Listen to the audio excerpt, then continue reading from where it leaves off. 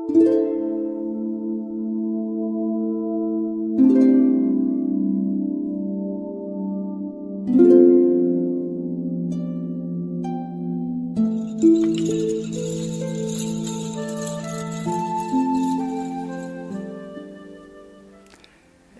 guys, Mum and Rod here again. Another day to continue Mum's story. What we've covered so far is Mum's early experience in China and when she immigrated when she is about the age of 9 from memory, thereabouts. Touch base in Sydney, lived there for about 5 years. Now Mum's in Brisbane. Living here for some time, and just touched on, ended up touching on meeting Henry, or my dad. And so here we are up in Brisbane. Mum's living on the farm, which is a poultry farm, with her stepdad Stepan, who Mum calls Dad, and we have Anna, which is Mum's mum, and we also have Grandma Martha, who has been Mum's stay throughout the whole journey of Mum's life. And so Mum, you touched on Dad meeting that time at the church, the Russian church, and that. There wasn't a lot of youth around, so you and Dad sort of hung out some, so yeah. Yeah, well, basically we're thrown in together, really. Thrown in together? Yep. Yep. But what I'd like to do is do a profile, what I know of your dad, of his journey. Yep.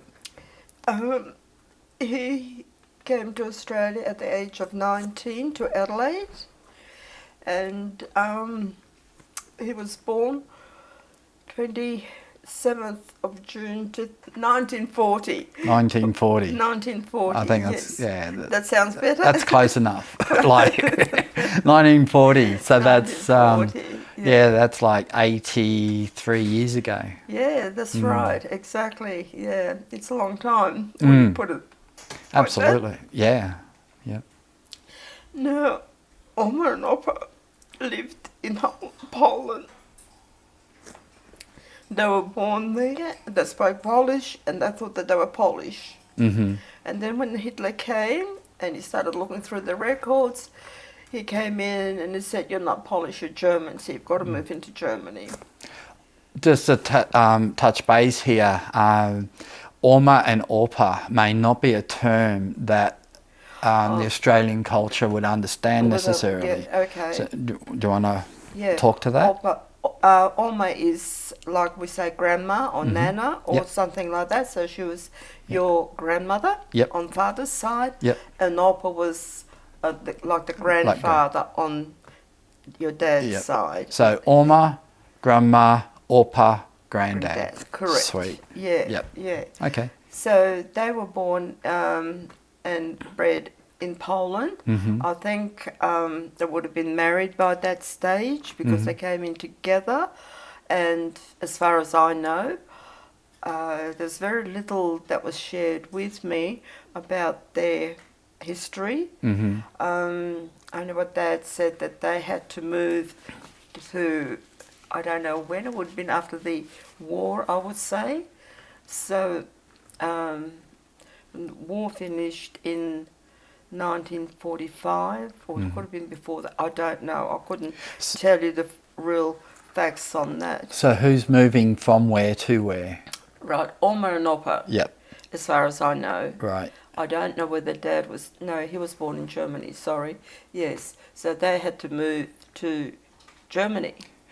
That would have been pre-war, because what I remember Oma telling me, they were living in Poland.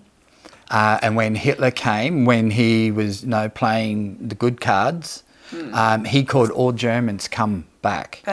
And that's when Oma and Opa moved back to Germany from Poland. And then, after that things turned sour. Yes, absolutely. So, So they didn't know German. They had to learn German. Okay. They couldn't speak German because they believed that they were Polish and they spoke Polish.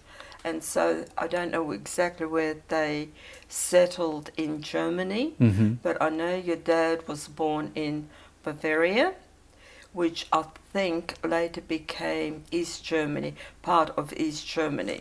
I don't know that part of it, but I know that at the age of 14, he went to visit his uncle in the West. Okay. The wall was already up. It was up. It was up, Okay. but they still had free movement. People could come Sure. and go, but it was becoming more and more difficult. Right. So he basically just walked across the border. Nobody took too much notice. A single 14-year-old kid, Yeah, you yeah. know, No so threat no, as no, such. yeah, Not a high threat. not a high threat or anything like that. So he left East Germany. You spoke about a wall. For those who aren't fluent with the history of Germany, can you unpack it a bit? Yeah, that was what they refer to the Berlin Wall that separated East Germany from West Germany. Now, I believe East Germany was more, I don't know, I won't go down that track because I'm not too sure what their political The situation was there. yeah. I guess from my basic knowledge is if you were in the east side of the wall when things got tough, you wish you were on the west side. That's correct. Because east was like a prison or... Very suppressed. Yeah, that'd be a better word. Yeah. And then the west was more like freedom. Freedom, And yeah. so the grass was greener in the west. And the West was occupied by Americans and British. That sort of control or that environment there. And so, well, Dad went to visit his uncle and settled with him. He got him an apprenticeship as a boilermaker, which he completed his apprenticeship in Germany. Okay. And at the age of 19, I don't know what made him come to Australia. I do know that he had some distant relatives in Adelaide. Yep. So that's where he went from Germany to Adelaide and stayed with his uncle there. Yep. Or relatives. Relatives there, yeah. And then I don't really know what made him to come to Brisbane, decide to come to Brisbane. But at the age of 19, he undertook that journey on a scooter. And I mean a scooter which they, I suppose, copied now, the electric scooters. It was a little bit different to that. But that sort of construction with a platform where you had your... So you're kind of riding like this and your feet were on the platform. On the platform, put your backpack on the veranda. Absolutely, yeah. And the wheels were only probably about that big. And they were very popular and a cheap way of getting around. So he came to Brisbane. Would have been a long journey. It would have been a long journey. I don't know, probably 50 kilometres an hour, I'd say. You can do the math, but yeah. I'm sure he didn't do it all in one hit. He probably would have stopped over somewhere for a rest and the night and things like that. Probably he didn't talk too much about that part of his life. Only the basics that I could sort of encourage him to talk about or tell me about it.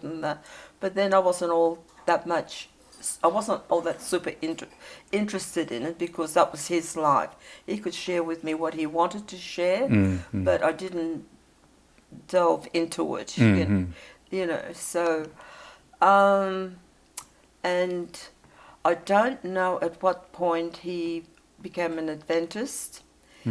I know Alma and Noppa, when they came from Germany, they were already Adventists. So he was too, so he sourced the Russian church. That was the closest one. I don't know whether somebody told him that there was a Russian church there. And he did speak quite a fair bit fluent Russian. Oh, okay. Because in East Germany, it was occupied by Russians. Oh, well, there you go. Yeah, and that's where he learned Russian. So he spoke very well to be understood and to understand Russian. Well, it sounds like that would have been the magnet for him, knowing the Russian language, going to a Russian church. His Russian would have been a lot better than his English at that stage, I would say. Okay. Yeah, for so sure. that would have been his... connection with the community. With the community. We can understand each yeah, other. That's right. But the Russian church consisted mainly of elderly population. Mm-hmm. My parents, mum and dad's population, age group, or even my grandmother's age group, they were all remnants, I suppose, of the people who came into Australia, whether from Vladivostok, where my stepfather came from, Stepan, from Vladivostok. At the age of 19, he migrated with his mum and dad to evade or avoid Russian conscription into army. From Vladivostok he came.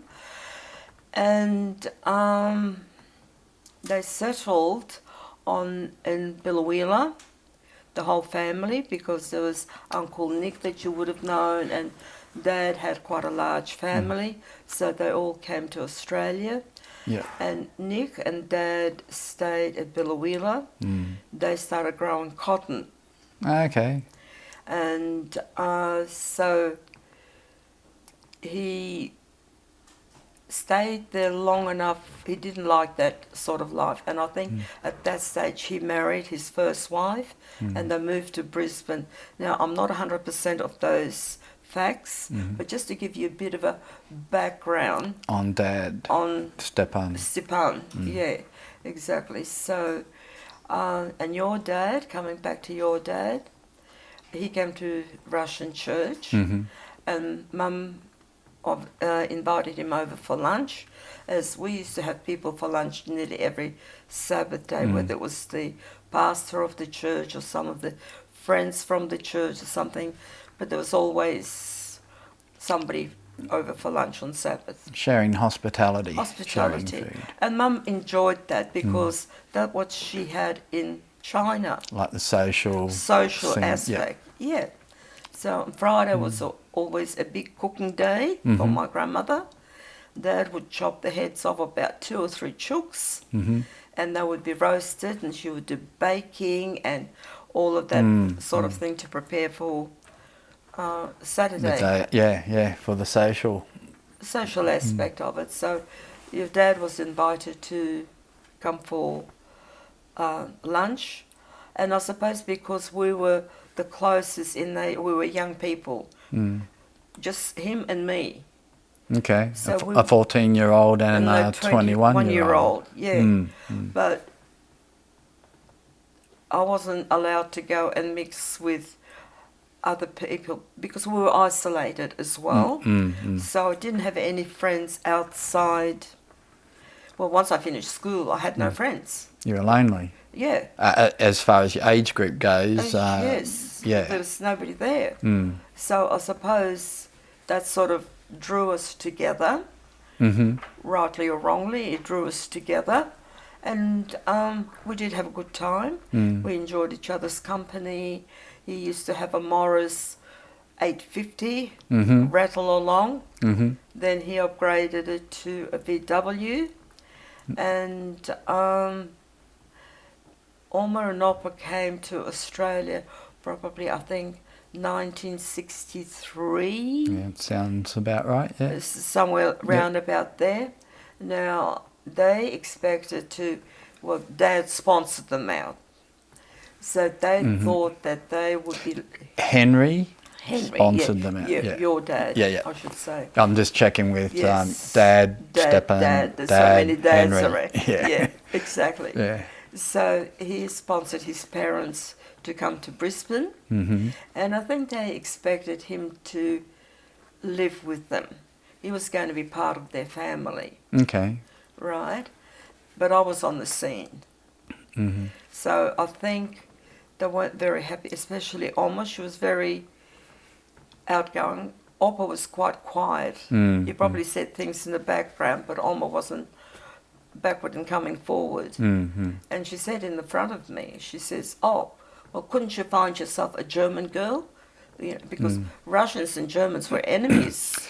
Well, sounds like a bit of bias happened over there in Europe. Yeah. In yeah. And they brought it with them, you know, Russian. Hello, and we fought with Russia. Yeah. You know, you don't mix with them in the peacetime. And so that was sort of a bit of a, I suppose, a barrier for us, if you want to put it that way. Mm-hmm. And in the meantime, at the age of about 17, I felt pregnant with Carolyn. Mm-hmm. We got married in March, and nobody outside the family knew that I was pregnant. My mother wasn't happy with it. She was more worried about what her friends would say as to, you know, her daughter's pregnant here, which I knew nothing about. They didn't have sex education in those days or anything like that. So you didn't know about the birds and the bees? Not really, no. Oh, okay. Not really. So I sort of, I suppose, trusted your dad because he was older than me. But anyway, that's besides the point. I felt pregnant. Mum and Dad weren't happy, apart from the fact that Mum had to confront her friends. And Alma and Oppa weren't happy about it because I was Russian. And then that sort of interfered with their plans for their life in Australia as to Henry living with them and setting up their life for them. And so we got married in March. I was sick all the way through with morning sickness, the whole 9 months, I reckon, with Carolyn. And we used to carry a little tea towel with me just in case I had a accident. burpee. Burping, yes, exactly. Yeah. And at the wedding, Mum used to run around and he was like, "Are you all right? Are you all right? I've got the towel here," and things. "Yes, I'm fine, thank you," you know. And yeah. So I got through the wedding without an incident. Yeah. So we didn't have a honeymoon, obviously. We moved. We didn't even have a wedding night. We moved straight into almost an Oppa's house from the reception. So where were they living at the time? Coorparoo. Coorparoo, okay. Hope Street in Coorparoo. They bought an old, well, they must have come with some funds from Germany. I don't know what their situation was, but they bought this small timber house on the Chicken Legs. Oh, yeah. Old Queenslander. Yeah. And so we moved in there, and Carolyn was born. And while I was not working and looking after Carolyn, probably the first 6 to 9 months of her birth, we lived there. With Alma and Oppa. With Alma and Oppa. Then we decided that to speed things along to get a place of our own, I needed to go and work. Okay, yep. To supplement the... Get a bit more cash in. Cash, and yes. Because it sounds like you and Dad had the vision, let's get our own pad. Oh, absolutely. Our family started, yeah. Let's go get our own pad, and yeah. And I think I was the one that was pushing for it, of course. I didn't want to live with Alma and Oppa. And so we moved to the farm because then I went back to work. And Mum was working and Dad was working on the farm, but my grandmother was still alive and she would look after Carolyn. Okay. And we lived there and I would come there after work, so we spent that time with Carolyn there. Yeah, nice. It was, yes. But then we thought, all right, I don't know how the conversation came up with Grandma. We must have mentioned that we want to have a house of our own. And Dad suggested that we buy a block of land and build a house ourselves on it. So grandmother was instrumental in helping us to get a deposit for the block of land. Mm-hmm. And we bought the block of land at Kingston. Yep. Atunga Street, Kingston. Hey, Okay. 16. 16, yes, that's right. I was trying to think of the number. I couldn't remember the number. Yes, 16 on the corner there. Mm. And so we bought it off the plan with grandmother's help for the deposit. Mm-hmm. And then it was more or less left up to me to go and suss the display homes that we could go on Sundays and have a look at, and talk to the builders, different builders, pick a plan, talk to the builders, talk to the bank for the finance and things like that. That was all happening, and I was working at the same time. So this was all left up to me at the age of 19. Sounds a bit like you running around Sydney at the age of 9, 10 years yeah, earlier, paying the bills for the family. Exactly. And now you're running around organising a house for the family. At 19, Yes. And working. And working. Where were you working? At that stage, I was working at Gabba Wrecking. That's at just off Ipswich Road. It was a wrecking yard, and I was working there. And that sort of was the first job that exposed me to, my first job, I was working at Victor Communications before I got pregnant. Victor Communications, I don't know whether you remember the red phones that they used to have, public home phones. Like the red ones, nah. No. I was born in 1970. 1970. Yeah, they were still around, but they soon I think they were phasing out. Phasing them out because they were privately owned, not the public telephone system, but they were placed in shopping centres and things like that for people put your money in and make a phone call. Yeah, so I was working there. And then when I got pregnant and got married, I left there. And then when I went back to work, that's when I got a job with Gabba Wrecking. Like car dismantling. Yeah. Oh, well, it's in your DNA. Maybe that's how it got into mine. Well, I wasn't involved in the dirty work. I just stayed in the office and just seen it and maybe gone through somehow. But and Rick was pretty keen on, well, still is keen on bikes and cars and pulling them to pieces and things. Yes. Yeah. So that was that stage of it. And then I got pregnant. We planned for Rick because we didn't want to have too big a gap between Carolyn and Rick. And we felt we were in a better position because the house was already had things underway. Yeah. And at Easter time, we moved into our new house. That was in 68, Easter 68.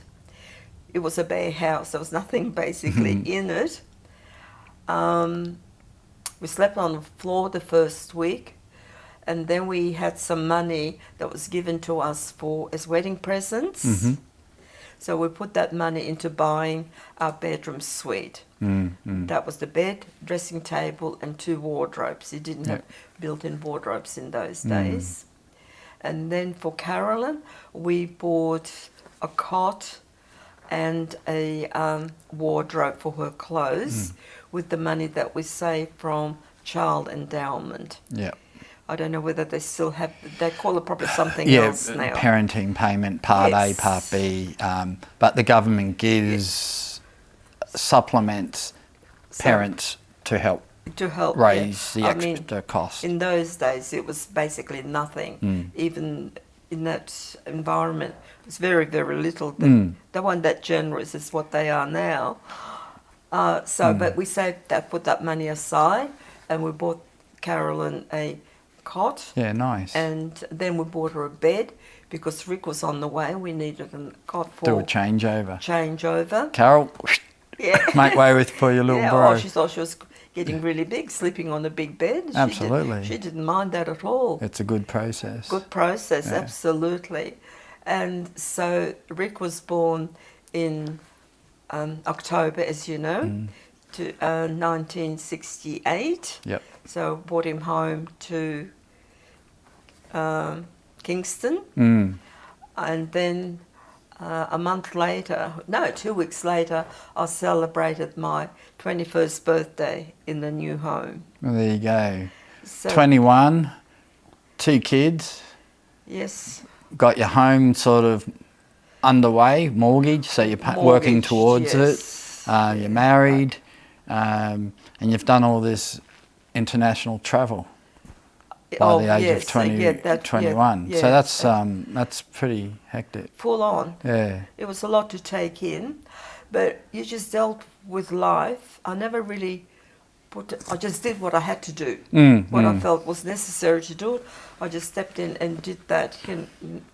Yeah. So that's sort of us moving into our new home. And grandmother was quite ill. She was living on the farm at that stage. Okay, still with mum and dad? Mum and dad. She had her first heart attack, and she felt very isolated and lonely there because mum was working. There was no neighbours there. It was totally surrounded by bush. Even probably what you remember of the farm, it was all bush before There's the a lot, development came in. absolutely, yeah. Yeah. That's The closest shops was about. Maruka, Well, Acacia Ridge. when I was a little fella with Rick, even back then, like 1970, say 4-ish. Yeah. Used to go down towards Browns Plains and down where Johnson Road crosses Mount Lindsay Highway. Highway. There's a convenience shop Convenience down there. store, that's right. Yes, But otherwise, going up towards Acacia Ridge or towards the city, it was bush, absolutely. So she was very isolated and feeling very depressed, and also I think it was a bit of a, she could have had another heart attack there and then, and nobody probably would have found her. So anyway, she approached your dad and me and said, can I come and live with you? And things. I said, of course you can, So she moved in with us, and she was there probably for about 12 months. And she had a second heart attack. I think I've got something wrong. But anyway, she had a second heart attack while she was living with us in Kingston. And the doctors basically said to her, where are you living, blah, blah, blah. And I said, she's living with us. Oh, well, that's good that she's got somebody there. And what sort of a house is it? I said, it's a high-set home with stairs going up. He said, well, she can't go up and down the stairs. So for about 2-3 months, she was confined to the top. So her physical activity was wound right back. Right back. Don't stress the ticker. Yes, yeah. And of course, Rick was born in October 68, and grandmother was already very sick with a heart attack because she used to come and sit by his cot and just look at him. She couldn't pick him up. She couldn't hold him. The exertion. Yeah. Okay. I used to shower her, and she used to cry. I says, Grandma, why are you crying? You used to wash me when I was little. Now it's my turn. I remember saying that distinctly. And I said, well, you used to wash me. Now it's my turn to wash you, you know. And anyway, so I took her for her regular checkup. And that was in March. She died in March. What day was that, darling? 1st of March, 69. 1st of March, yeah. She died. So probably 2 days prior to that, I took her to the doctor for her checkup. And he says she's doing really well. She's progressing really well. She can go up and down the stairs once a day. She can go down and come up once a day. That was it. And so on Friday, she was looking forward to going to church because she hasn't been to church all that time while she was living with us. She couldn't go down. We would have taken her if she was, but she couldn't. She couldn't walk down the stairs or up the stairs. So she got all her affairs into order. She fixed up her tithe and everything, and we took her to church on Saturday. So that was her first visit to the church. For a few months. Yeah, for quite a few months Yeah. there. I can't remember exact time frame. So she was very excited about it. Mm-hmm. And of course we went to Mum and Dad's place for lunch. And Tamara was nursing at that stage, and she used to live in the dormitory at PA Hospital. Mm-hmm. Mm-hmm. And normally, if she finished a night shift, they had funny shifts as nurses. If she finished a night shift at 7 o'clock in the morning, and then they were due to start the night shift again. The next day. No, not the next day, the same night. So they finish in the morning, yeah. and they start at night again. Mm. So there's only 12 hours gap between Sure. Yep. shifts. So she normally used to stay at the dorm and rest because she had a big night ahead. Mm. And this time she decided she was going to come and join the family, even if it was just for a short period of time, Mm-hmm. catch up with Grandma and have the family. So she came about 3-ish. We already finished lunch. She spent a couple of hours with Grandma, and then she went back to the hospital. Mm-hmm. And we were packing to go home. And I noticed Grandmother was standing and leaning on the car outside as I was rushing in the house, getting everything together. And I said, "We won't be long, Grandma." Babusa, we used to call her Babusa. That's a Okay. Russian name for Grandma. Yeah, yeah. Babusa. I said, "We won't be long now." I says, I'm packing Rick in the basket. And so she still sort of looked at me. I can't remember whether she called out or something, but she looked rather strange. Mm-hmm. So I rushed outside. I said, "Are you okay? Okay." And she put her hand to the heart, and so I guided her into the house, and we put her in the spare room. Mum rushed to her side. I rang up the ambulance, rushed to the gate to guide the ambulance because there was no numbers in those days. It was bush.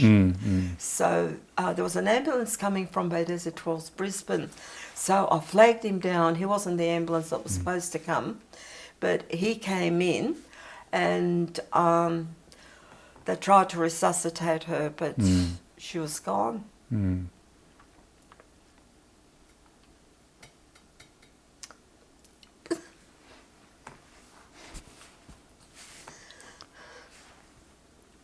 I was just so happy that I had this last months of her life with me. Living with you.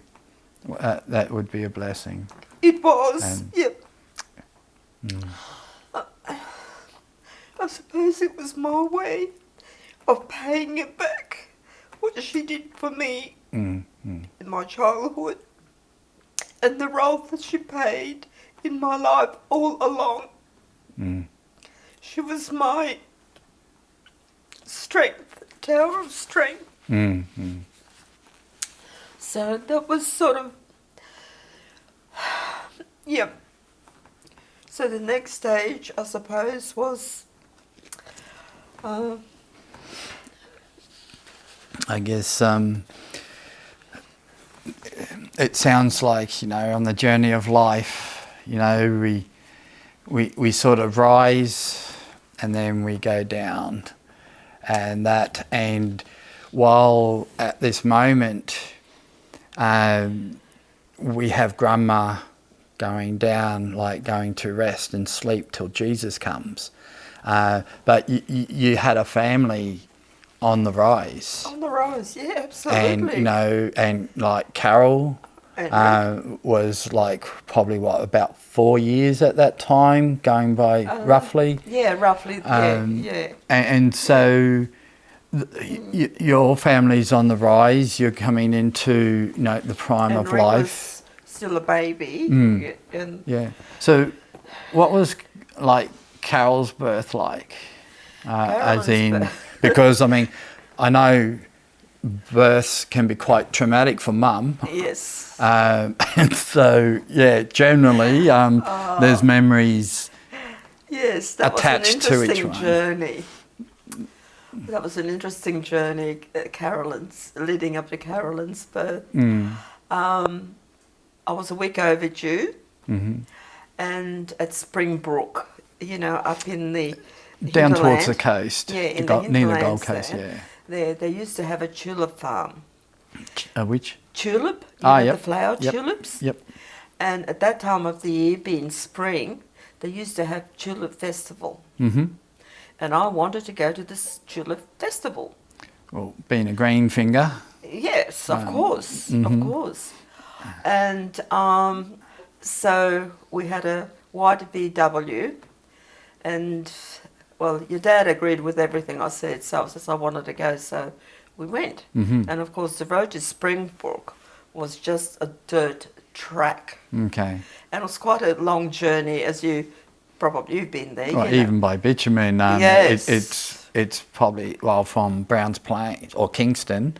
Yeah, look, it's probably even an hour and a half with bitumen. With bitumen, yeah. These days. Yeah. So we were, you know, shaking all the way up. Well, I was all the way to the tulip farm. Mm-hmm.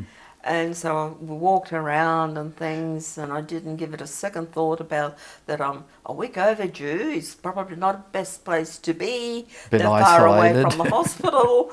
But yeah, I just took it one step at a time. And we came home.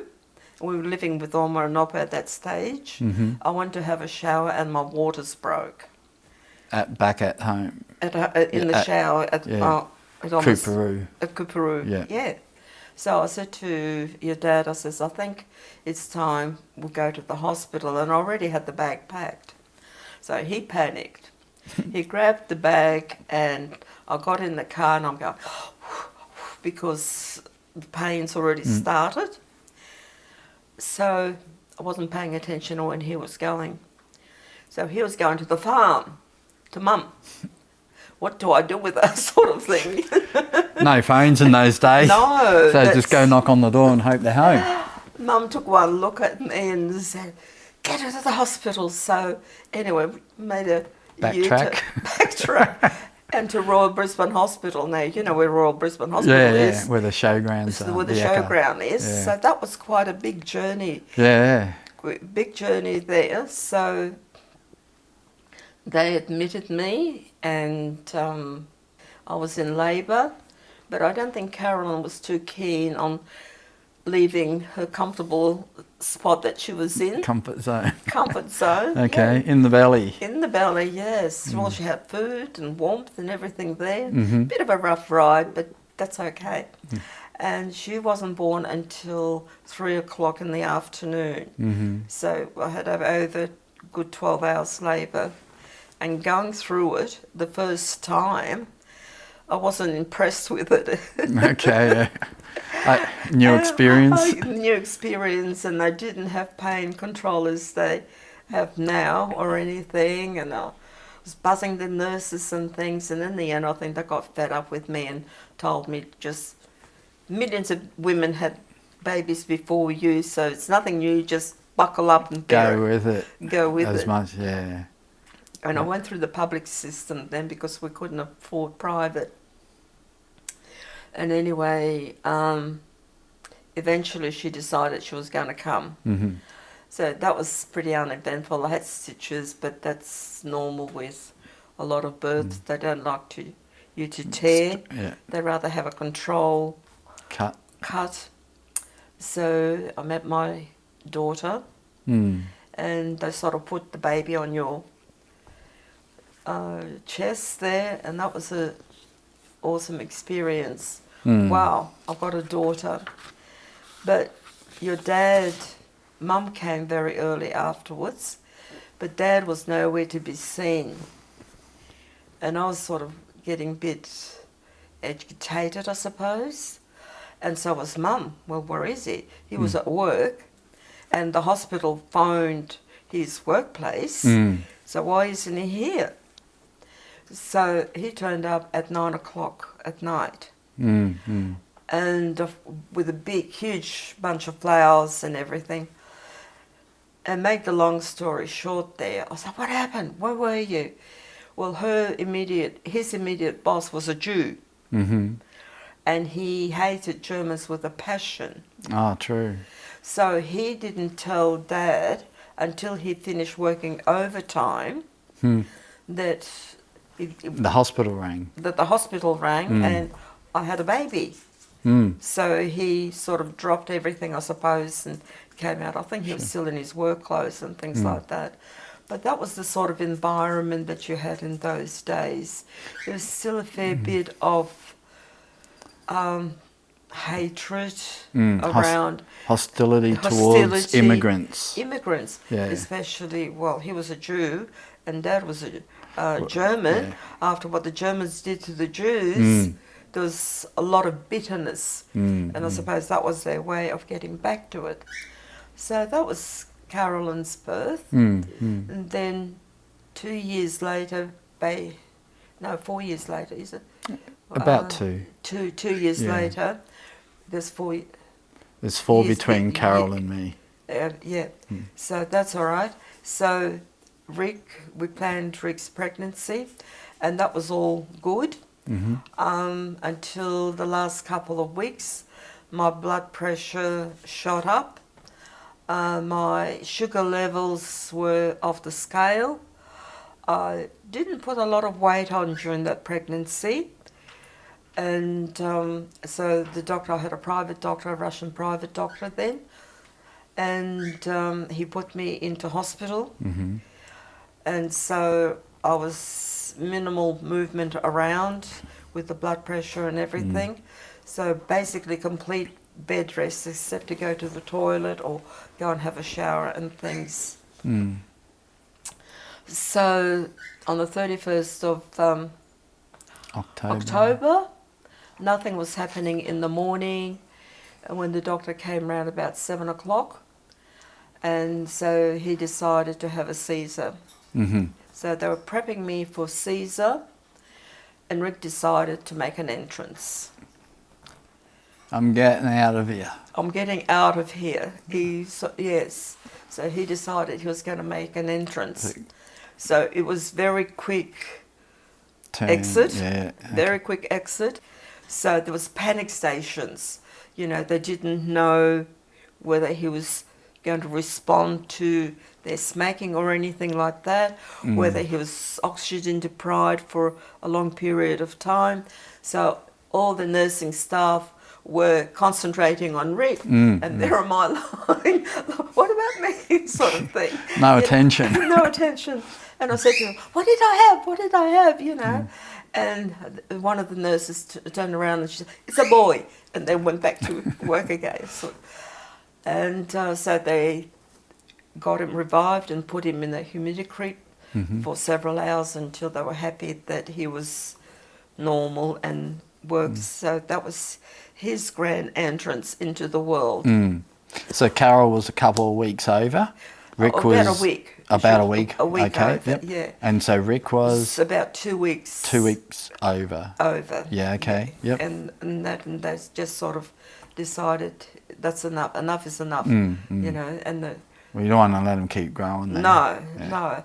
And so when I came and he was 13 baby, nearly 10-pound baby, which was well over, I can't convert it to the new metrics, but that was a very, very big baby. I think average was about 6 pounds, like give or take right, a few ounces. Carol's about 8. Yeah, okay. 8 something, and he was 9, pretty close to 10-pound baby. And so we came home and life got back to normal, trying to adjust to the 2 kids. And of course grandmother was still there to give me a bit of guidance and things, and she would sit and look at Rick and things. Oh, also on the day that Rick was born, things relaxed a little bit in the workplace, so they allowed him to come early in the morning to the hospital. Allowed? your dad to come to Dad, the yep. hospital and spend some time with me. Yep. Because I suppose I was going into Caesar.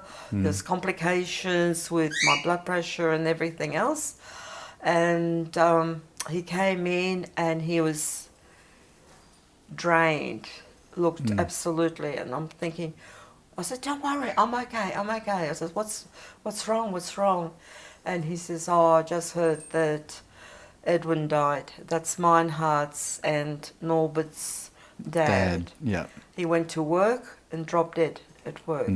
So that was Norbert and Meinhard was Dad's cousin, like my dad's cousins. Yes. And so it was his uncle. It was his uncle. It was That's Dad's right. uncle, Edwin. Yeah, Edwin by marriage, because Auntie Wanda was almost sister, and Edwin was her husband. Yep. And Meinhard and Norbert were cheeky little boys at that stage.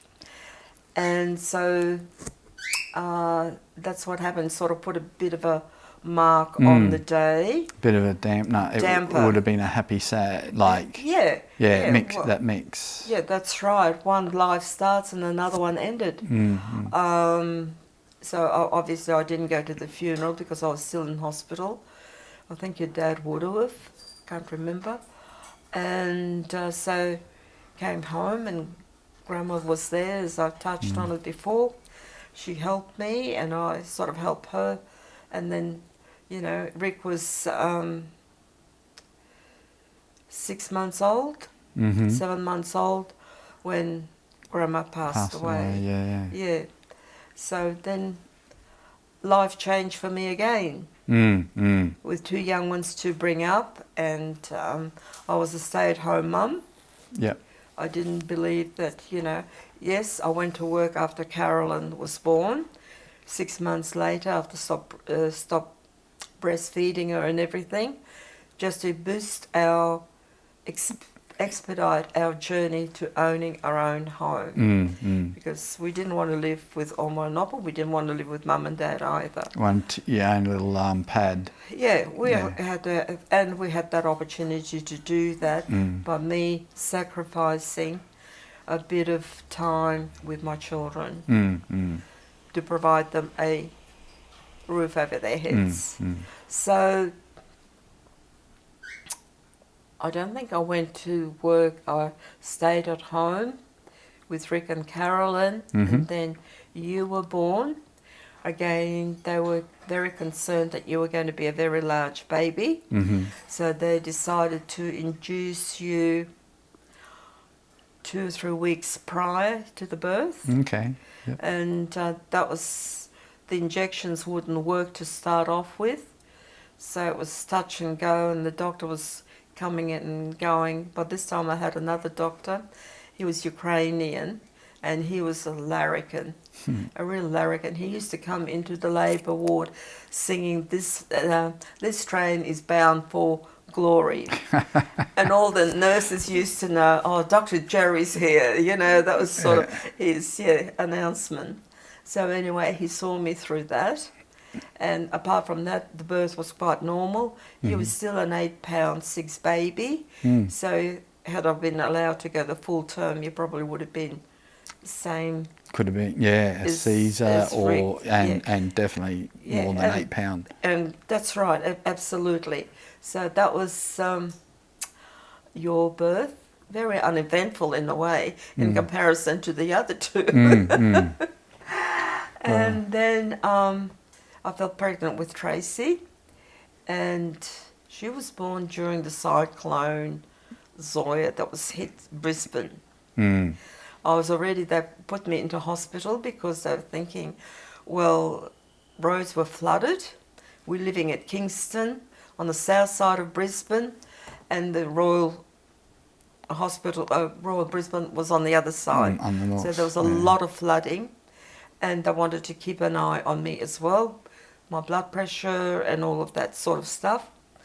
And so the day arrived that I think I started going into labour with her. And so Jerry came in the morning, and he lived at Chermside. And he stayed with me all that time and just sort of, but she was a bridge presentation, which means she was head up instead of head down Yep, yep. to go through she was blocking herself. It's a bit of a snag. Snag, yeah, because your Birth canal. birth canal is not wide enough to take. It's No. You got to tuck your chin in. And yes. I don't remember the instructions. You don't? No. So, well, yeah. Yeah. But yeah, there is Yes. God designed the womb, the birth canal to go a certain way. A certain way, and absolutely. breach Yeah. can be big trouble. Big trouble. Yeah. Absolutely. So they sort of tried to move her a bit, but she was somehow stuck there in a way. And so Jerry came and checked on me. He says, "Oh, see, nothing's happening. Okay, I'm going to go and have dinner." But this time it was dinner, and he was there all day. And so he says, I'll be back, I'll be back. And he wasn't game enough to go home because he was scared that he would have got trapped too, because Floods. Cyclone Zoya was in full force. And anyway, he left. 10 minutes later, Tracy turned, and the nurses had to deliver her. So he comes back. I says, well, let him be, you know. It's So too late now anyway. It's all there. And he came over and singing his song, and I thought, oh, here he comes. And so he says, and what have we got here? We've got a little girl. We've got to call her Zoya. I says, no, we've already picked a name for her. Your dad picked her name, Teresa Ann, as he picked all your names. Carol and Gloria, Richard Bryan, Rodney James. Okay. He picked all the names. And so Quite she creative. was creative. Bit old fashioned, I thought, but anyway. Okay. Yeah. And so Jerry wouldn't have a bar of it. Every time I used to go to afterwards, postnatal, you always refer to and how's Zoya. And anyway, I'll put up with it and things. But she was born about 6 or 7 o'clock at night. Mum and Dad, of course, rushed in. Dad came and everything. And Mum said, oh, hasn't she got a beautiful olive skin? And by that time, I knew there was something wrong because I had pathologists there. I had doctors taking my blood, taking her blood, and Jerry called in a pediatrician, which is a baby specialist, and they wouldn't tell me too much what was going on. So after Mum left, there was all night there was action going everywhere. All doctors were there attending to her, trying to find out what was wrong. And what it was blood incapability, which means your dad's blood and my blood weren't friendly. They weren't in harmony. They weren't in harmony. No. Chemistry of the blood. The blood, yeah. And the doctors were quite astounded that it didn't show up in the previous pregnancies. Maybe there was a bit of a warning with Rick and you, sort of big babies, me having blood pressure and things. I don't know. But she copped the whole lot. Okay. And like afterwards, Jerry said to me that it usually shows in the second birth. Yep. First one's okay. Second birth, there's some indication something's amiss. Third one is more, and the fourth one is normally a stillbirth. Oh, true. Yeah, so that's how close we were. Losing Tracy. And anyway, so the way to get around it, at about 7 o'clock, they took her out of the room that she was with. She was with me in my room. And they started blood transfusions. And how they do that with babies, they explained to me they take certain amount of blood out of the umbilical cord and put some fresh blood in. And they do that for 3 days, diluting the old blood. They couldn't just pump the blood out and replace it, especially one so young. So that's the way they did it over a period of 3 days. Dilute her blood with your blood. No, not even my blood. Okay. No. So like a blood donor. Blood donor, yeah. Okay. So, yes, no, it wasn't my blood. And, but during that time, she was completely cot rest. I couldn't pick her up. I couldn't do anything. I just could come and visit her and just sort of pat her and things like that and watch her. And most of the time, I think she was sleeping. They would feed her intravenously. And so until she came good, that they were happy. So the olive skin had something to do with this condition? Yes. Which would be a different colour to jaundice, I would imagine? Well, I think it probably, I don't know. Yeah, okay. But I think maybe jaundice was the... the colour was a sign of jaundice, but why it was jaundice, why the liver, is it liver? Liver, I suppose, yes. It was the blood. The blood, so okay. I'd imagine, I didn't go into that many details, but that would make sense because the blood goes through the liver, and if it's fighting within each other, so it would have filtered in, and she had jaundice. And afterwards I thought, Mum, if only you knew. I mean, later on I told her what was happening, I think after they started the transfusions, and that, but I was up all that night, and because doctors were coming and going and worrying and, whispering among each other, and there's pediatricians there and obstetricians and all the doctors that you can master. Oh. No, it's okay. It's the doorbell. Yeah, all right.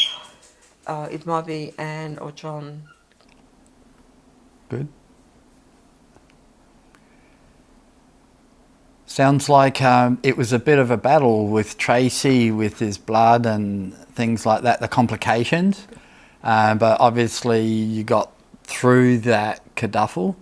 You bring the last member of your tribe home to Kingston. Around how old were you at this stage? When I had Tracy, she was born in 74. So I would have been 26, 27, okay. I think. Yeah. In that, because I was born in 47. Yep. Yeah. Okay, so about 26-ish. Yeah. 4 kids.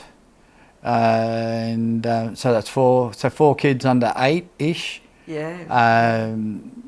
Got your own home. Now you're back at home with your mob. And what was life like, the dynamics of life around that time?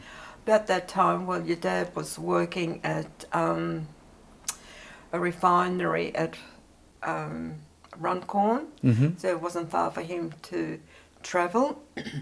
He bought an old ute from Peter, my brother-in-law, my sister's husband. So he had wheels, and by that stage he could go to and from work sort of thing.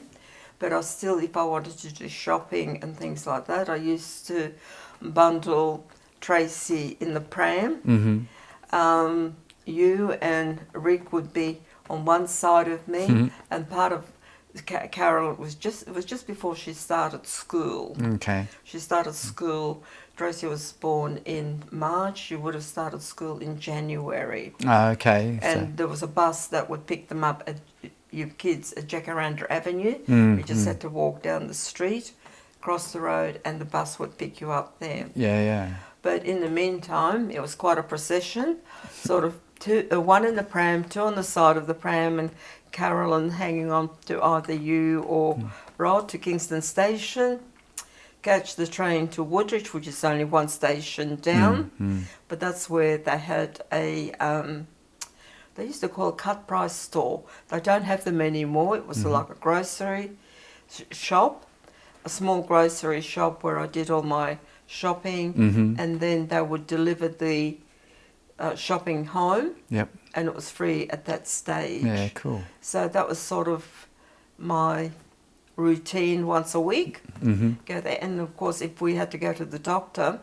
Well, there was a doctor in Woodridge, used to take you there, or then somebody mentioned about doctor on Kingston Road, which was Jack Patel, and he did house calls. Oh, that's easy. Yeah, because there was no way you could get to him unless you had your own transport. And that I tried not to call him out too often on house calls, but you and Rick had asthma, infant asthma, or young childhood asthma, and many times I had to rush either you or Rick to Mater Hospital, Children's Hospital, in the middle of the night to get the proper medication. You were on puffers and things, but sometimes that was not always enough. They weren't effective at times. Not as effective, yes. So that was one of the things that the girls didn't have it.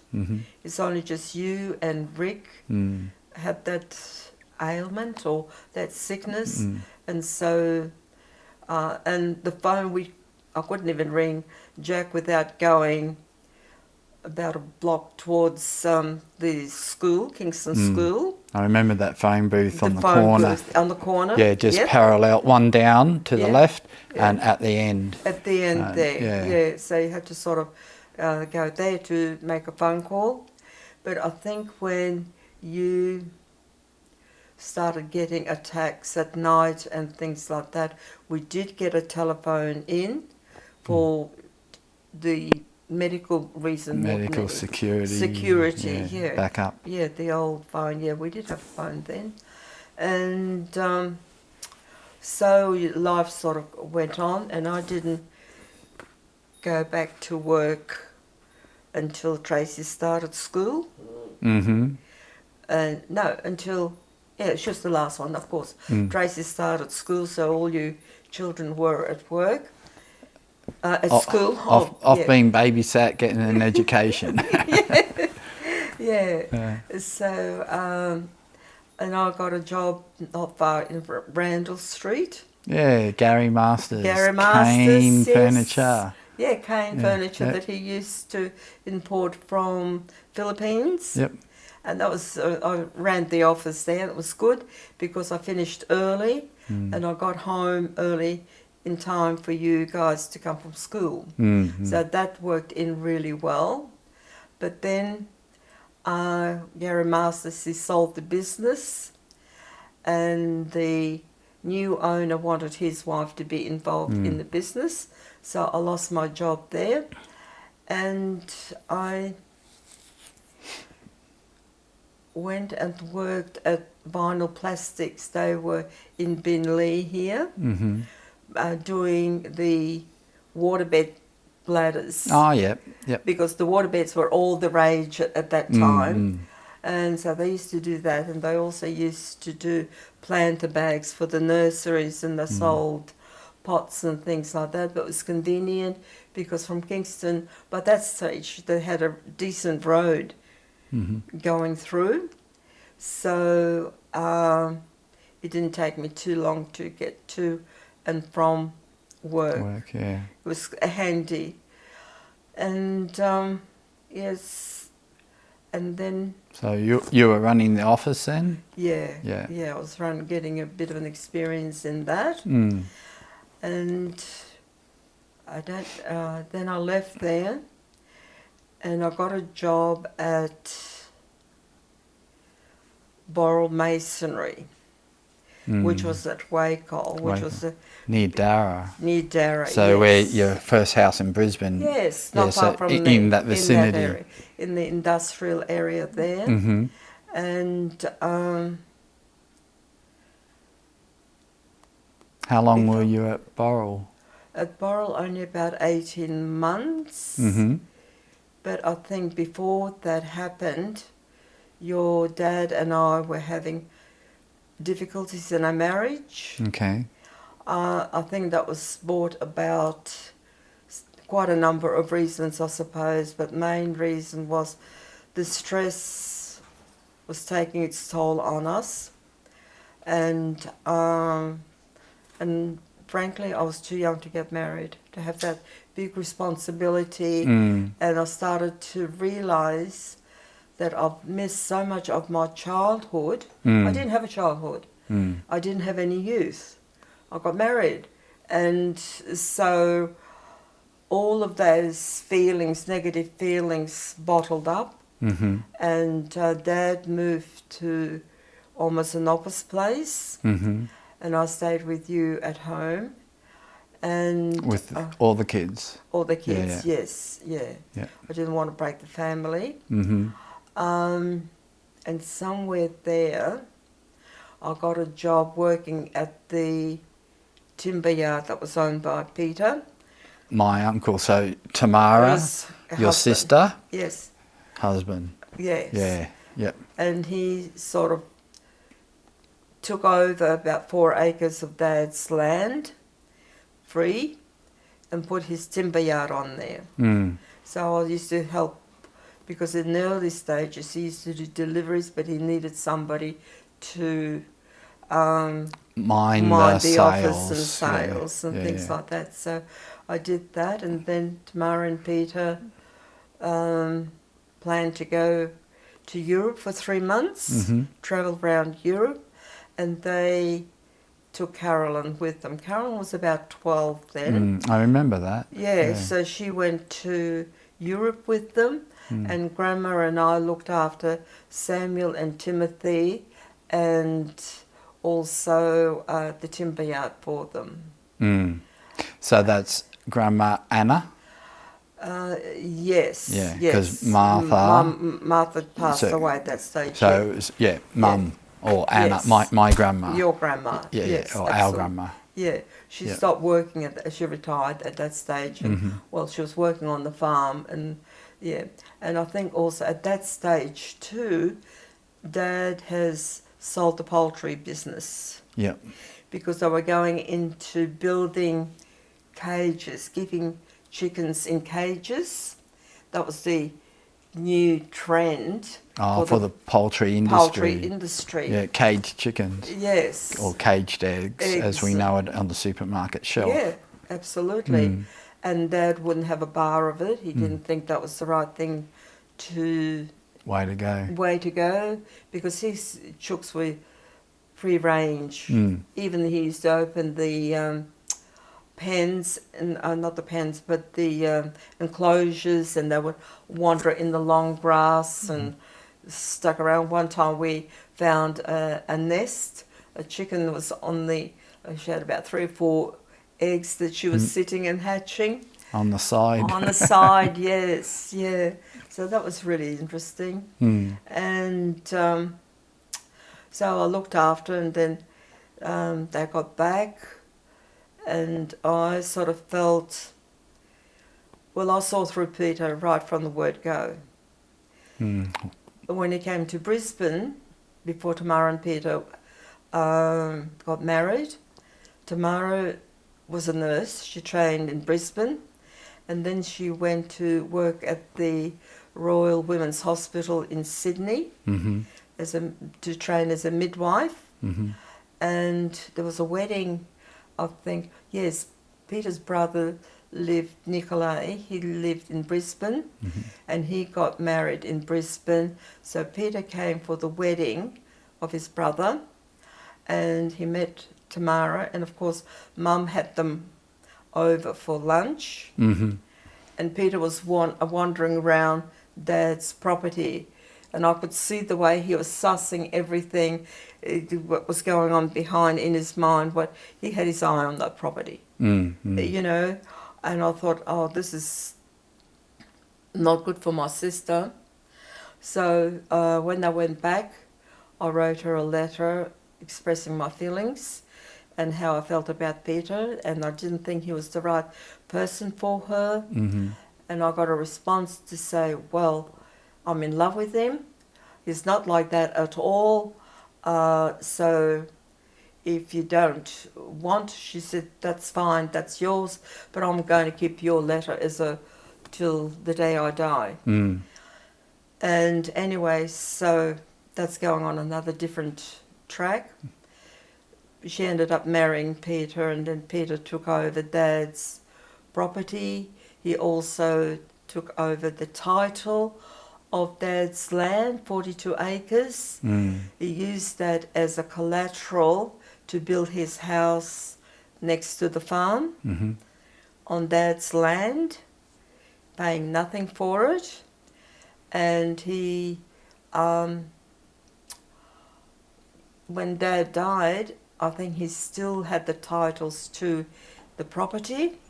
So I got nothing out of it. It was all Peter's. And it was worth something like between $700 and $800,000 Back in the day. back in the day. And in those days, that was a lot of money, a lot of money. So he squirreled that money to America, I believe. But that stage, Tamara and I had a fallout, and I didn't. Even when she died, we didn't make up. Yeah. We were still segregated or separated, and my sister committed suicide, as you know. She took an overdose. Peter came from America.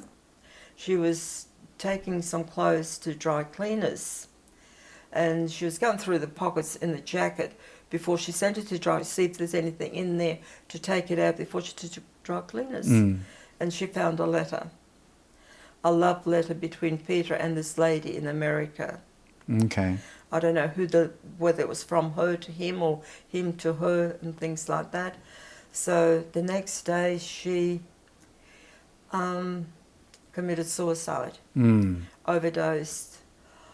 And so at the funeral, I remember I was so stressed, and as they were bringing the coffin out, I confronted Peter and I said, "You've killed her, you're responsible for this," and things. And Peter's mother came rushing at me. Don't be silly, Maria. Peter had not, and tried to hush me up, as she did. And I'm sorry I didn't stand up to her and told her off, but that was the reason of Tamara's death.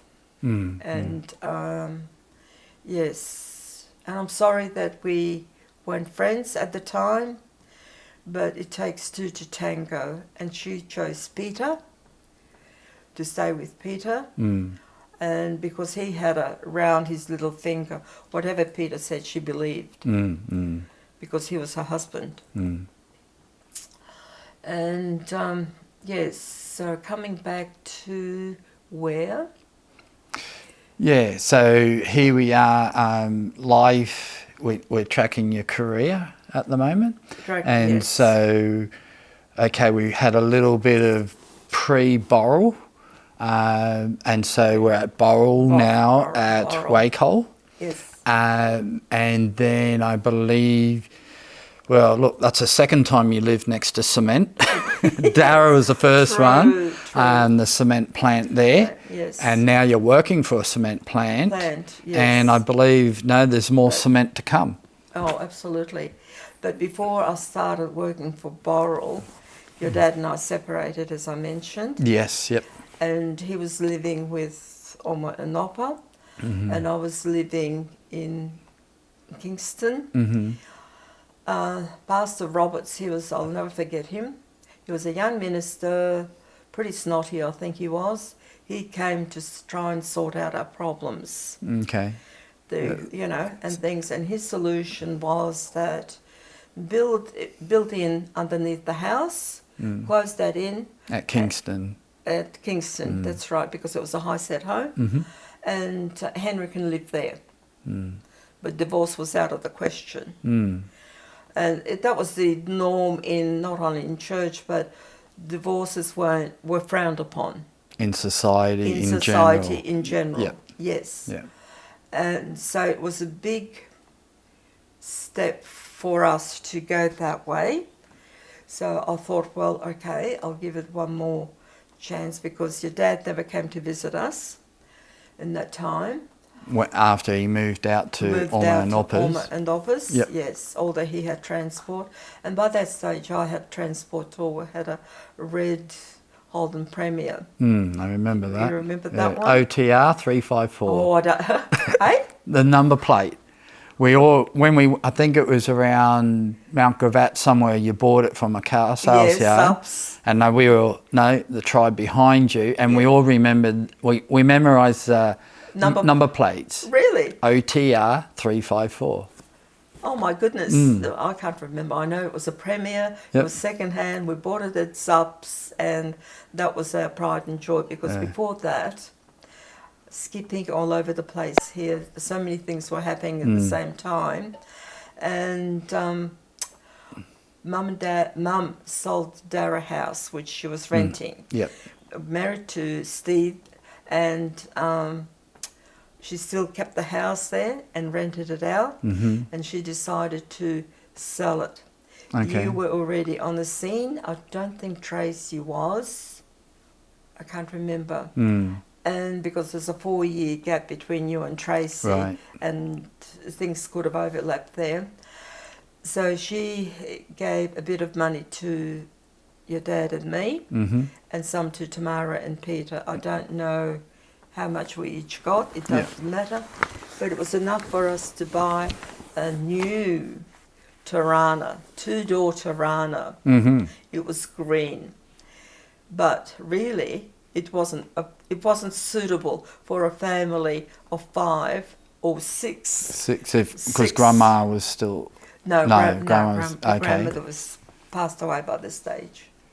Yeah, I guess, Tracy come on the scene, come 6, Yes. yeah. Well, even 4 kids, when 2 adults. grandmother wasn't there when you were born No, either. no. She passed away when Rick was about 6-7 months old. So you weren't on the scene, neither was Tracy. But you were definitely on the scene when we bought the Tirana. Okay. And we had a lot of problems with it. You spent more time in the workshop than at home type of thing. It was very inconvenient. And then when Tracy was coming on the scene, it wasn't a practical car. It wasn't a family, 2-door to start off with. Putting a baby in from the front seats. Yeah. So it wasn't a good choice of car. So we traded that in for a Fiat 124, a red Fiat. And I loved that car. It was second hand, it was oldish, but it just handles so beautifully. It had power. We went down to Sydney in it several times, the whole family, and Dad was still alive then, and I used to cane it to about 120 k's an hour on New England Highway. I was a real speedster. There was no cops on the road, no radar traps and things like that, so it was easy going, and I just loved that speed. So anyway, we had the Fiat, and then it was time to trade that in on the Premier. Oh, yep. Premier there. And so this particular day, I decided I'm going to go and see your dad and talk with him, just where we're going. So, and you remember their house in Morningside? Yeah, double story, big brick house, steps up to the veranda. Yeah, and it's very steep steps and very high steps, big gap there. So I got as far as the top steps, and Oppa came out, and Alma behind him, and your dad there, and I think I said, I would like to talk to Henry. And Oppa pushed me really, really hard. Get out of here, and all the aggression and things like that. So, and I was wearing my stiletto shoes. Probably, not the ones for the occasion. No. No, well, the push. I managed to hang onto the rail, because if I would have went down the stairs, that would have been it. Would have been. And he meant business. He was very aggressive, I suppose, at that stage, and you kids were in the car. And so I went and called the police, reported it to police, what happened. And so police took my statement, and they said, okay, I can go in the front of my car, you can go. And they went and talked to Alma and Oppa and Dad. Now, I don't know what was said. The police never got back to me or anything, so that's sort of that nasty little incidents. So there was a lot of animosity from Oma and Oppa. Mm. Mum and Dad weren't so bad, but there was a lot of hard feelings and bad feelings on that side of the family. Mm. And that Dad then got a job working for Maury Farrell. Mm-hmm. He was a contractor, and they were building expansion at the campgrounds in Kalanga Mm-hmm.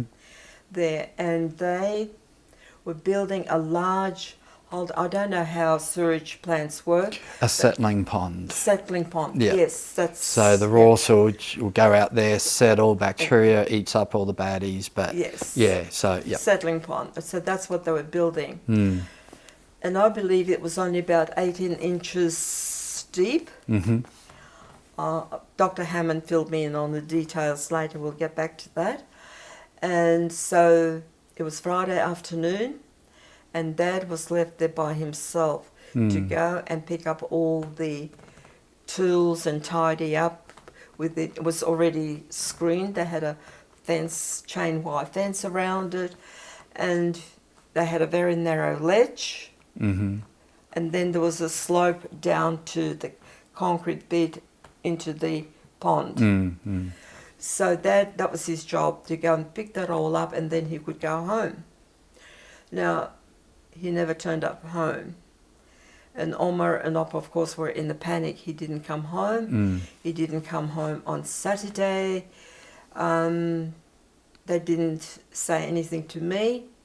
I just got a phone call on Sunday afternoon to say that they found your dad's body in the pond. Mm. Mm. So my immediate thoughts that he must have committed suicide. Mm. You know, how else would you know? And his frame of mind wasn't, he was stressed. Mm. He had a lot to deal Upset. with the family and everything else. And I don't know how much support he would have got from Oma and Oppa. So that was irrelevant. So the cause of death was drowning. Mm-hmm. And I wasn't notified when the inquest was held. I could have attended that, but nothing. They completely kept me out. Oma and Oppa handled the whole lot, basically. Okay, yeah. And sometime I was still going to Springwood Church at that stage, and sometime through that, Dr. Hammond, I think you'll probably remember him. John reckon me fishing at times. He Yes. had a boat. Yes. Yeah, and yeah. So and we he also spent. had a caravan at Kingscliff, I think it was, or, Okay. or maybe Ballina, I'm not too sure, but on the north coast. So he took me aside and he said, "Marie, I want to have a talk to you." He says, "I think I know what's going through your mind. You're blaming yourself for Henry's death, that he committed suicide. I can assure you it was not a suicide. Mm. You can't drown in 18 inches of water deliberately." And things. He said, on investigations, what they think happened was, as he was walking around that very narrow path, he could have slipped on the incline, which was, none of that was sealed. It was all loose. It was all newly built, so it was loose and things like that. He slipped. He hit his head on the concrete pool on the side there, and that lost consciousness, and he drowned that way. Okay. Yep. But certainly not suicide. Put that out of your mind and things. And he was the only one that took the time to tell me what was going on. He understood, I think, what I was going through. And he was kind enough to put me in the right directions. Yes. And then Maury Farrell, the owner of the business, he saw me probably sometime later, and he said, "Maria, you know you can claim workers' comp because it was happened on the work side, and you know you can claim that." And I said, "Yes, okay, Maury." And I wouldn't go, I just couldn't bring myself to go and claim that. Until I got a phone call from, I forget what it was Ford. He was related to the Ford family, Trevor Ford's family. Must have been his uncle or Okay. something like that.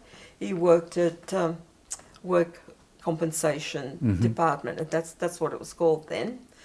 And he said, Maria, he says, I'm going through the paperwork. I've got an application from the builder, the business owner, for compensation claim. You haven't made a claim yet. So I strongly advise you to come in within the next week, because after 12 months is the cut-off period. Yep. So I only had that very short thing. So I thought, okay. So I went and talked to him, and he helped me a lot with that.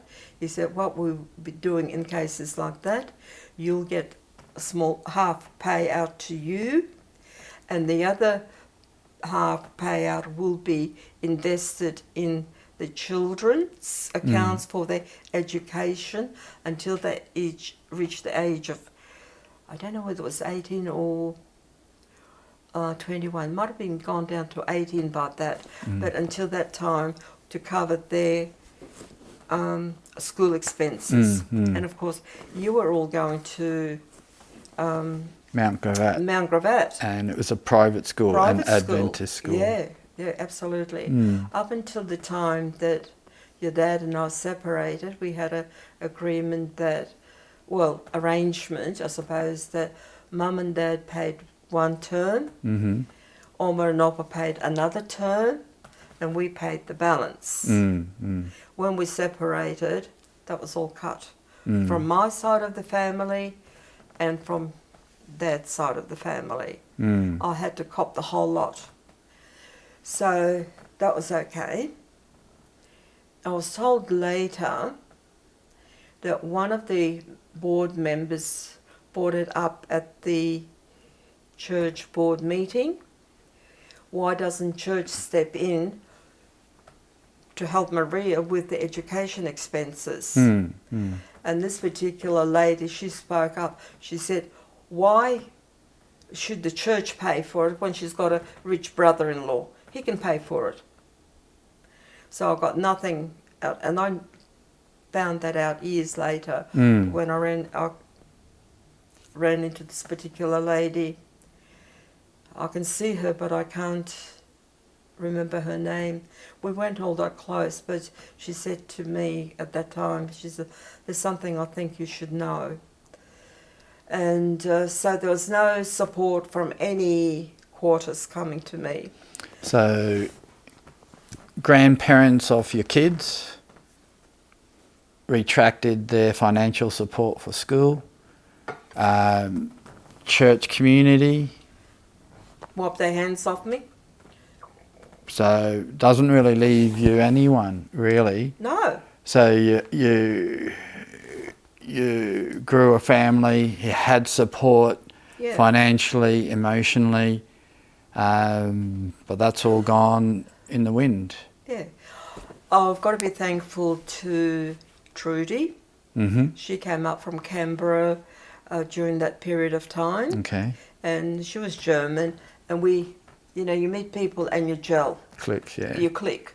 We did that. She was just newly divorced with Craig. She came up here, her son, and I was going through that separation period and that, and Henry already passed away, and Steve and Danielle Baxter, so they were European as well, so we sort of got together quite a fair bit, socialised and go for trips and things like that, so that started the tongues wagging.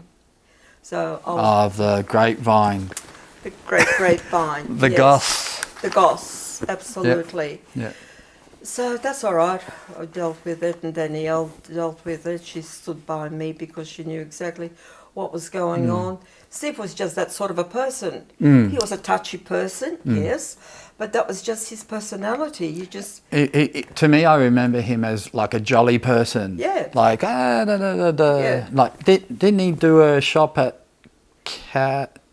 Carindale Yes. at some point? Danielle had a delicatessen shop Yeah. in Woodridge to start off with. Okay, yeah. And then she sold that and she got one at Carindale. But that was, she lost a lot of money on that because of the setup, the way those big shopping centres. Yeah, they're ruthless. Ruthless, absolutely. Yeah. You've got to pay for this, you've got to pay for that, you've got to pay for this. They check all your books and yeah. So anyway, that was that. And I stopped going to church after that. There was no support coming there. I felt there was nothing there for me. Trudy was my staunch friend and helped me all the way there. And so then I think Steve and Danielle, they moved because they used to travel quite a fair bit around Australia. After she closed the shop, I don't even know where I can't remember where they would have gone. And then years later, Steve bought a house at Russell Island, and Danielle remarried, I think. They separated and divorced years down the track, and that's all I've heard of them, really. And that's again down the grapevine type of thing. Yeah. And so I thought, all right, I need to do something. I need to provide for my children. I need to get the mortgage. The thing was, we had a insurance on the mortgage when we took out, that if one of the partners passed away, the mortgage would be paid out. Okay. Yep. So that helped quite a fair bit. I mean, it was only about $40 a month because they couldn't. The way it was financed in those days, they couldn't put the interest rate or anything up. That $40 per month was for the full term of the. Wouldn't that be sweet today? Wouldn't it be just? Oh, they cut that out. I think we're probably one of the last ones that sort of got that advantage. So the Lord was leading all the way there, really, you know. But I still had very hefty school fees. Overheads and school fees and things. So I applied for a job at Wakel Borough Masonry, as I said. And my immediate boss was an accountant, and his name was Errol Peters. He was quite a character, bit on the lazy side, undecisive, but I was doing accounts payable there and payroll. I was there for about 18 months, and then Errol left to join a company called Sunstate Cement. I heard that. I've heard that before, and that would take us into another chapter. Actually, that would take us into another chapter. So basically, we see, you're building a family, and then the wheels fall off the cart, things crumble, and it sounds like you're coming to terms with things. And you're starting to rebuild direction as a single mother. Mother, absolutely. So now, what we've just gone through might not necessarily be in the true chronological order. Intertwined, and that it's very hard to just do it on that because there's always, it's like a tree, but you've got branches. So bringing Tamara in and things like that, and her death and everything. I can't remember just exactly when she passed away, but that was a fact, and our relationship was broken. So there's a lot of things there that might not be in a true chronological order. And I guess chronological is not the main point. Right. Of the story. The story is your experience, and we have a basic timeline and which helps that you can build on, Yes, and sure. to basically tell the story of what you've been through. The hard times, the happy times. There were some happy times, even if I do cry through it now.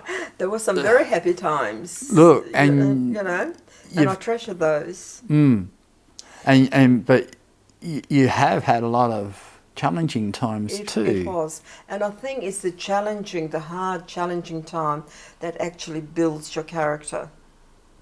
Absolutely. Yeah, I agree 100% with that. Yeah. Because that's the learning curve, I suppose, Yeah. And happy times, everybody can be happy. It's all in la la land and smiles and laughters and all of that. But it's, I think, to my way of thinking, is the challenging times, looking back on my life, that built me what I am now. And I guess what I hear too, it is the challenges, or should I say it's the environment that you had, in China, Tianjin, Hong Kong, Sydney. They all basically push you in a direction or put you in a situation where you've just got to work with what you got. With what you absolutely.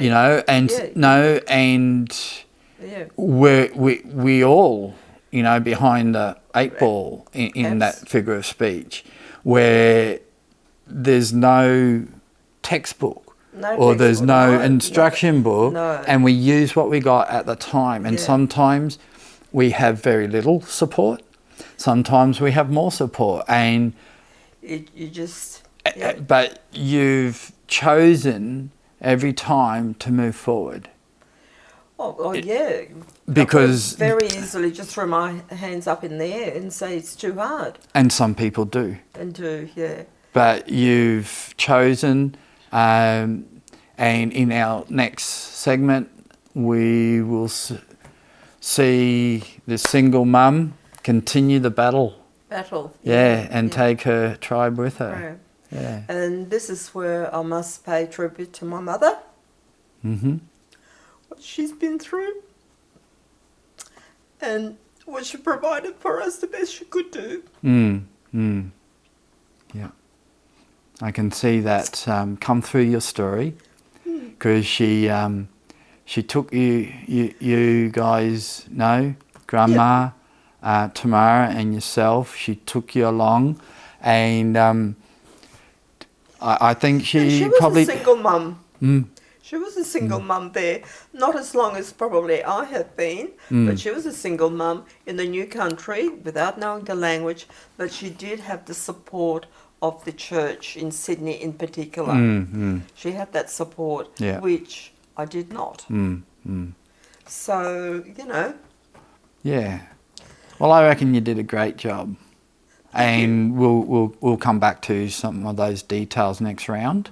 Sure. Because here we are today, December 2023, and having a yarn about it and reflecting, and I'm learning more about your background because I didn't know a lot of these details. I had a few bits and pieces. For sure. Yeah, so, To me, it wasn't... I dealt with it, and that's it, But I can see your interest because it is part of your history as well, where your dad came from, where Oma and Opa, Grandma, and all of that, So, yes, and I can only relate it to when I was younger. My grandmother used to tell me her history. And she couldn't write, she was illiterate. But she learned to read because she wanted to read the Bible. And she taught herself to read. But she used to tell me what happened, where she came from, blah, blah, and things. And I think, oh, Grandma, I've heard all that before, So just, but I'd listen to it. Yeah. But at the back of my mind was somewhere else, Yeah. I've heard it all before. I don't want to, And now I wish that certainly paid a lot more attention to her life. She lived in 3 different countries in her lifetime. 3 very different countries. Russia, China, and Australia.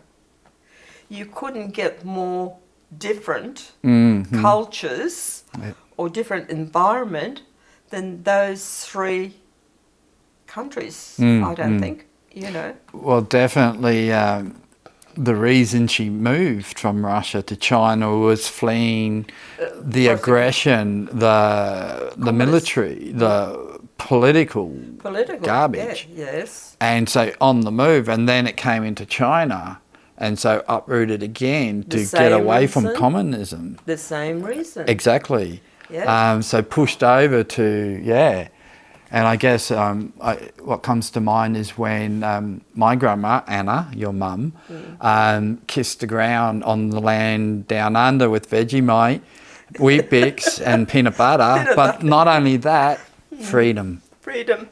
We've been blessed in Australia that we haven't really had that type of conflict. And so we wouldn't have a clue what war, except for the diggers and the Vietnam vets and the guys who in our defence force. But as civilians, which you guys were, we haven't had to face that fallout. Didn't have to face, and 99% of the Australians wouldn't have a clue. So that's why I think they're so blasé about protecting Australia, I feel. Okay. They're easily led, and she'll be right made. I think that hurts me sometimes to see that being manifested in Australia. Because knowing I was old enough to, I suppose, understand, not to understand it fully, but realise what it could lead to. And the price appreciation. And I guess in my thinking is you can't appreciate the cool unless you have the hot. The hot. And you can't appreciate the hot and same with darkness and light. And I don't think we can appreciate the freedom unless we've had the oppression. We take it for granted. Yes. But those who have been oppressed, when they find freedom, they have a gratitude and appreciation because they felt the contrast. The contrast, exactly. And I haven't felt the contrast. Yeah. Well, that's why sometimes I get very, very vocal, I suppose, in expressing my views and ideas of what is happening in Australia and how it's happening. But I realise it's only just one voice in the wilderness, but I'm sure there's other people who've experienced the same lifestyle. I've met 3 or 4 people that were born in Harbin, or their family came from Harbin. You know, they've got the same history or the same understanding what life was like under communism or complete state control. It's frightening. Yeah. And well, look, your story so far has given me an understanding when you do speak out, because we talk about it at times. We were talking about the other day. About that speaking out, but I have a new appreciation because I know what drives you to speak out because of your history. I get very passionate about it, as you jolly well know. And that's good. But guys, we're going to wrap up this session here now, and we're going to continue next time we get together, switch the cameras on and continue our conversation about thank you, Rod, again, and thank you, Jody, for making all this happen. Without you, it just wouldn't have happened at all. So I hope that the rest of my children will be able to see it and to learn a little bit and understand me. You haven't been seen all those years. That stiff upper lip, got to hold it together according to the culture of the time for your kids. You got to be strong, and that causes carnage inside. And you're not really seen in those moments. We put on this false self, which is common in society. I've done it. I do it out there as well. But to be transparent and to be seen for who you are, understood and accepted. Yep. So yeah.